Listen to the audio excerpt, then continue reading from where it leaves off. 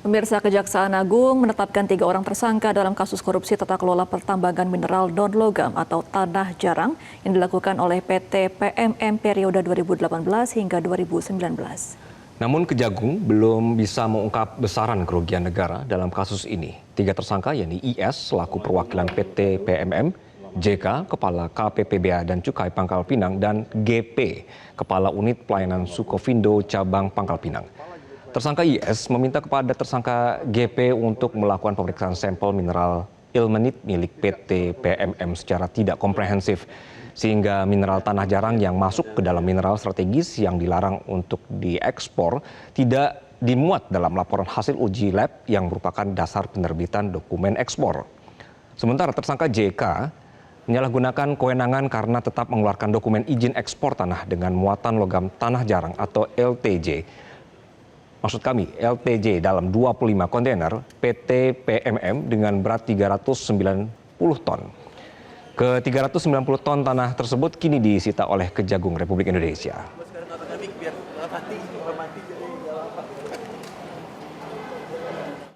Jadi kami menetapkan tersangka berdasarkan alat bukti yang ada. Untuk saat ini kami baru menetapkan tersangka terhadap salah seorang pihak dari PT PMM yaitu saudara IS. Ya, belum yang disebutkan tadi, belum. Sedang berjalan. Ya. Itu masuk materi nanti ya. Ya, dan untuk informasi selengkapnya akan disampaikan oleh Adinda Vinka. Ya, selamat Vinka. Bagaimana perkembangan kasus korupsi tata kelola pertambangan mineral non-logam atau tanah jarang usai diumumkan 3 tersangka oleh pihak Kejagung?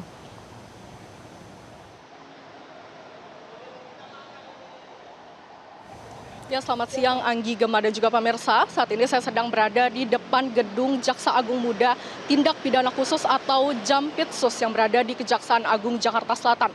Memang Kejaksaan Agung ini telah resmi menetapkan 3 orang tersangka dalam dugaan kasus tindak pidana korupsi tata kelola pertambangan mineral non-logam atau logam tanah jarang yang dilakukan oleh PT Putra Prima Mineral Mandiri atau PT PMM. Dalam penetapan tersangka ini memang penyidik ini telah menetapkan 3 tersangka ini dengan menemukan dugaan adanya rekayasa dokumen dan juga penyalahgunaan kewenangan agar komoditas yang dilarang ini dapat diekspor ke luar negeri. Dan juga memang dalam konferensi pers pada hari kemarin ini, yaitu Direktur Penyidikan Jampitsus atau Syarif Sulaiman Nahdi ini mengumumkan bahwa ketiga tersangka ini dalam berinisial IS ini selaku perwakilan dari PT PMM dan juga ada inisial GP ini selaku Kepala Unit Pelayanan Sukovindo Cabang Pangkal Pinang, dan ada juga inisial JK sebagai Kepala Kantor Pengawasan dan Pelayanan Bea Cukai tipe Madya Pabean C Pangkal Pinang. Memang ketiganya ini diduga memiliki peranan yang berbeda namun tetap masih saling berhubungan atau berkaitan dalam melancarkan aksinya untuk ekspor mineral yang mengandung logam tanah jarang. Menurut penyidik juga memang modus yang dilakukan ini adalah dengan memanipulasi hasil pengujian laboratorium, di mana memang tersangka IS ini diduga meminta tersangka JP ini agar pemeriksaan sampel ilmenit ini tidak dilakukan secara menyeluruh, sehingga memang kandungan logam tanah jarang ini tidak tercantum dalam hasil uji laboratorium. Dan juga dokumen tersebut kemudian menjadi dasar atau menjadi terbitan untuk dokumen ekspor. Kemudian untuk inisial JK ini penyidik juga menyebut bahwa inisial JK ini tetap menerbitkan dokumen kepabeanan meskipun memang diketahui inisial JK ini telah mengetahui bahwa muatan ekspor tersebut mengandung mineral strategis yang dilarang untuk diekspor.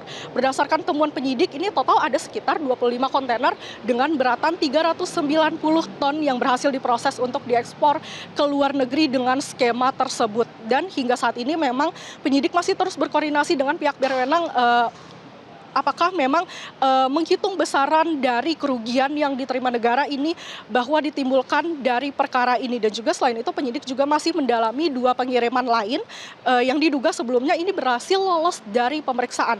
Lalu juga sehingga tidak menutup kemungkinan nanti akan adanya dugaan tersangka baru yang ditimbulkan dari dugaan kasus tindak pidana korupsi tata kelola pertambangan mineral non-logam atau logam tanah jarang. Dan memang hingga siang hari ini kami juga masih menunggu informasi lebih lanjutnya terkait hal ini dan memang apakah nanti akan ada pemeriksaan lebih lanjut dari pihak lain. Namun memang Kejaksaan Agung ini menegaskan bahwa penyidik ini masih terus akan menyelidiki kasus ini dan juga masih akan terus menelusuri pihak-pihak mana saja yang nantinya akan bertanggung jawab atas kasus tindak pidana korupsi dari tata kelola pertambangan mineral non-logam atau logam tanah jarang. Demikian Anggi dan juga Gemma, kembalikan dari studio.